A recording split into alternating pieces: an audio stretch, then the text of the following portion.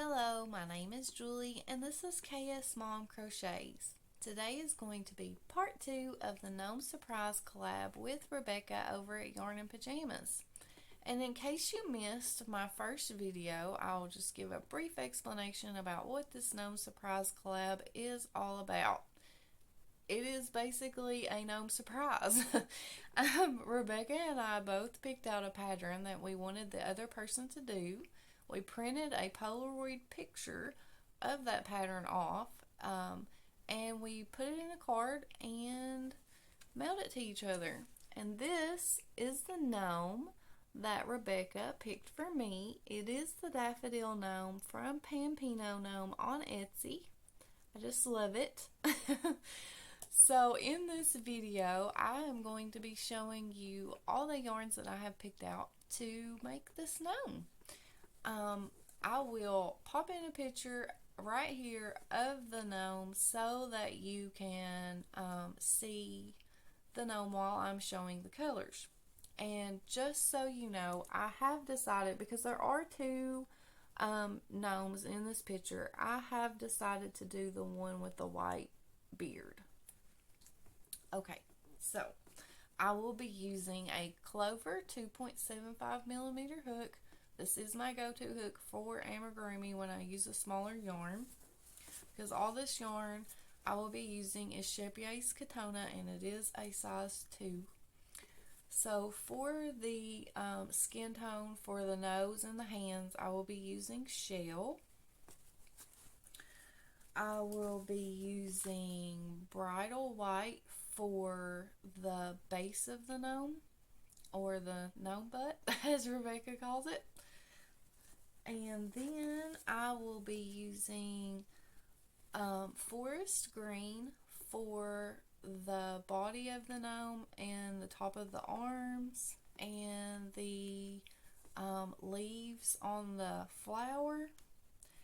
And I said that I was going to do the gnome with the white beard, and that is what I'm going to do, but I'm also going to put this green trim around the hat like they did on the gnome with the yellow beard. So I will do that green trim on that beard, or not beard, on the hat. I'm sorry, I'm excited. So for the hat, I will be using this color, which is called Primrose. And then for the actual flower part, I will be using this color, which is a leftover, and it is called Yellow Gold. And I will also be using the Bridal White for the trim that has on the hat, and the petals of the flower, and just whatever else that it needs white, I will be using the Bridal White. Now, is that all the colors? Yes. Okay. So I do have my cardboard already pre-cut out. I do keep a couple of these already cut out just because I make gnomes a lot sometimes, you know. So it's kind of hurts your hands to cut this out, so I like to cut a few out and have them. But this is bigger than what I'll need, and I'll trim it down to the size when I get the base to the size that I need, or to when I get the base crocheted, I mean. And this is just a piece of cardboard from a coffee pod box, you know, like the pods you put in your Keurig. I just used the cardboard from that because it's really thick cardboard on that. And then for the beard, because every gnome has to have a beard, I'm going to use the felting wool, because that is my preferred method anyway, and it is what is shown in the picture. One of the gnomes has a white beard. One of the gnomes has this color, or it's similar to this color.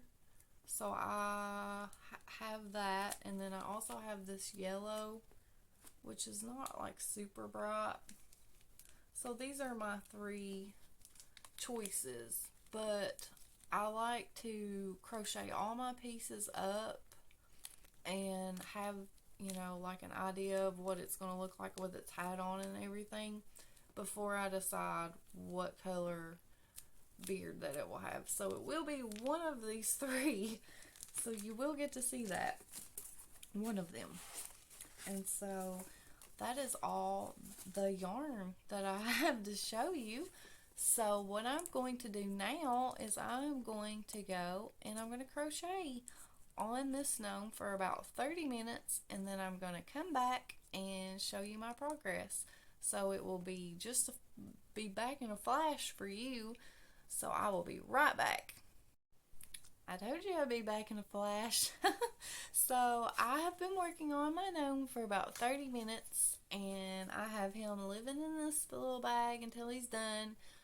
If you follow my videos, you know that I always like to keep my amigurumi pieces, or my gnome pieces in this case, in a separate little bag just to keep them from getting tangled up and I don't lose any pieces, because sometimes you have little small parts and I don't want to lose them.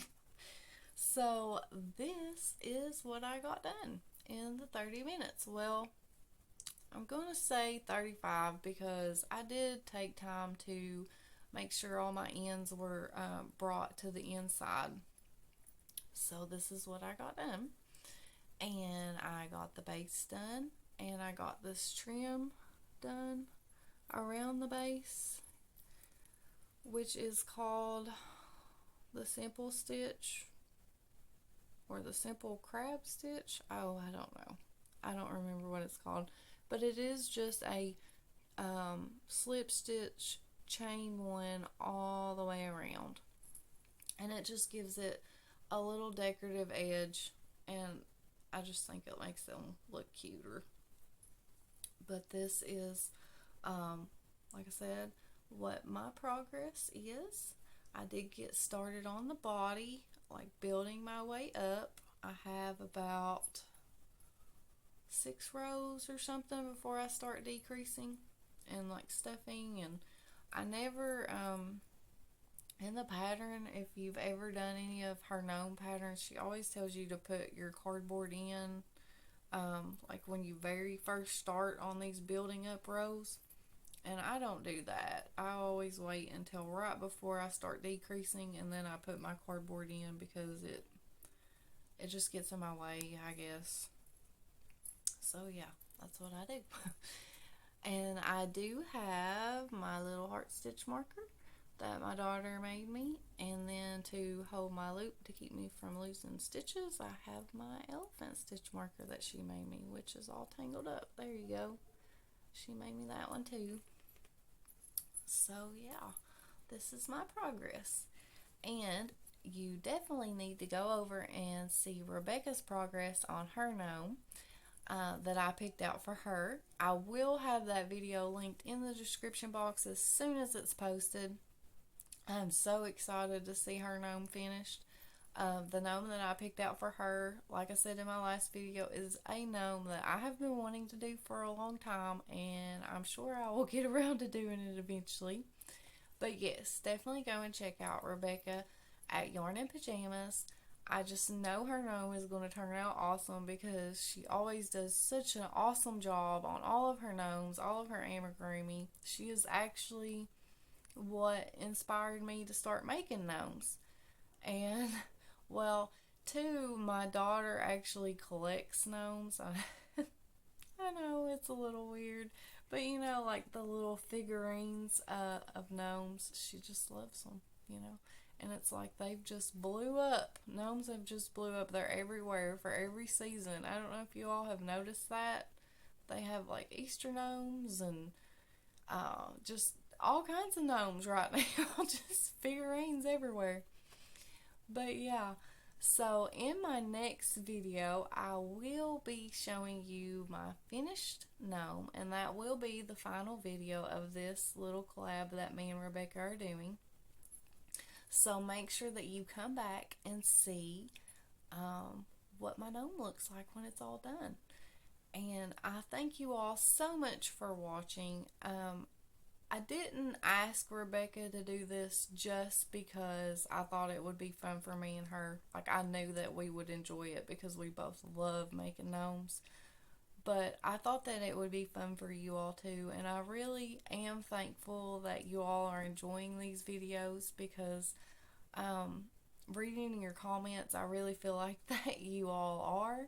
and it makes me so happy that you all are liking to watch these videos, because like I said, it's so much fun to do this. And thank you again, Rebecca, for doing this collaboration with me. And yeah, so I will see you all very soon with my finished gnome. And I hope you all have a wonderful day, and thank you so much for watching. Bye.